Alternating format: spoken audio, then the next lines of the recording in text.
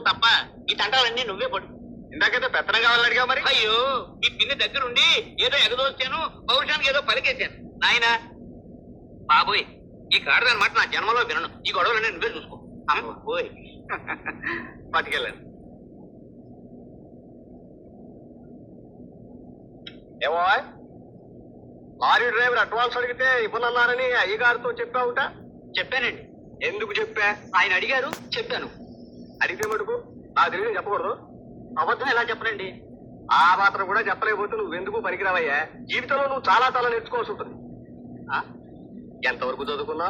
బీకమండి. నీకం కొంచెం కుర్చీ ఇలా దగ్గర వేసుకో. ఆస్తి ఏమాత్రం ఉంటుంది? ఇల్లు 10 ఎకరాల పొలం ఉందండి. పెళ్ళయిందా? కాలేదండి. చెప్పవే మరి. కుర్చీ కొంచెం ఇలా దగ్గర వేసుకో. మీ తల్లిదండ్రులకి ఎంతమంది పిల్లలు? నేను ఒక్కనేనండి. చెప్పవే మరి. మీకు ఆడపిల్లలు ఎంతమంది అండి? 6. నాకు ఆడపిల్లలు ఉన్నారని నీకెలా తెలుసు?